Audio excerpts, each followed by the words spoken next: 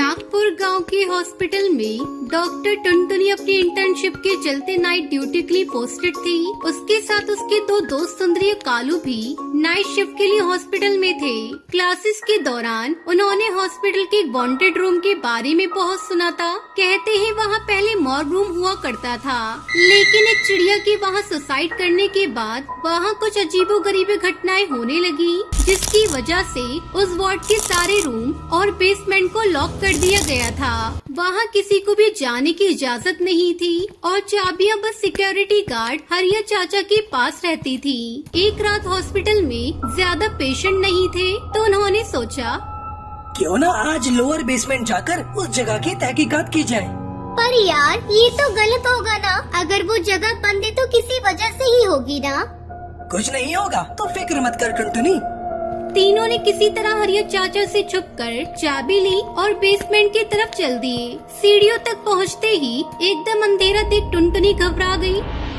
अरे यार चलो ना, देखो ना कितना अंधेरा हो रहा है, मुझे कुछ सही नहीं लग रहा है। लेकिन कोई टुनटुनी की नहीं मानता। जैसे जैसे वो सीढ़ी उतर रही थी, टुनटुनी की घबराहट बढ़ती जा रही थी। लेकिन उस लंबे से कॉरिडोर की रूम की लाइट फ्लिकर कर रही थी। तीनों घबराते हुए रूम तक पहुँचे। हर तरफ वो जगह बंद होने के बावजूद उस कमरे के आसपास बहुत जोरों से हवा चल रही थी। टुनटुनी को उस कमरे की खिड़की की रिफ्लेक्शन में पंखे से लटकी एक चिड़िया दिखी। वो देखो वहाँ। उसके चीखते ही मानो वो भूतिया चिड़िया की आत्मा गायब हो गई। कालू और सुंदरी उसके डर को देखकर जोर जोर से हंसने लगे। अरे टुनटुनी, तू तो सच में डरपोक है। देख, यहाँ तो कुछ भी नहीं है। ये कहकर वो दोनों कमरे के अंदर जाने लगे, लेकिन टुनटुनी को अचानक बहुत ज्यादा ठंड लगने लगी और वो कमरे के बाहर चली गई। कमरे के बाहर जाते ही टुनटुनी को ऐसा लगा कि किसी ने उसका पैर पकड़ लिया हो और वो जोर से चीखी। अब कोई नहीं बचेगा, सबके सब मारे जाओगे। यहाँ आकर तुमने बहुत बड़ी गलती कर दी। अब तुम्हारी मौत तुम्हें बुला रही है। कैसे बच पाओगी मेरे जान से? इससे पहले कि कालू सुंदरी कुछ कर पाते, उन्होंने देखा कि भूतिया टूनी चिड़िया की आत्मा टुनटुनी को घसीटते हुए कॉरिडोर के एंड तक ले जा रही है। टुनटुनी, टुनटुनी जल्दी आओ। हे भगवान, ये सब क्या हो गया?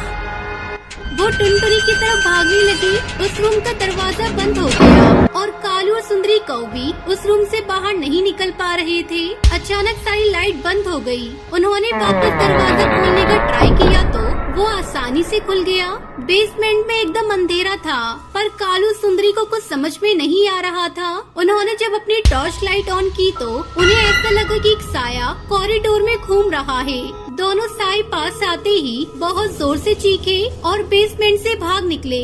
ऊपर जाते उन्होंने हरिया चाचा और कुछ पक्षियों की मदद से बेहोश टुनटुनी को बेसमेंट से निकालकर ऊपर हॉस्पिटल के रूम में एडमिट किया।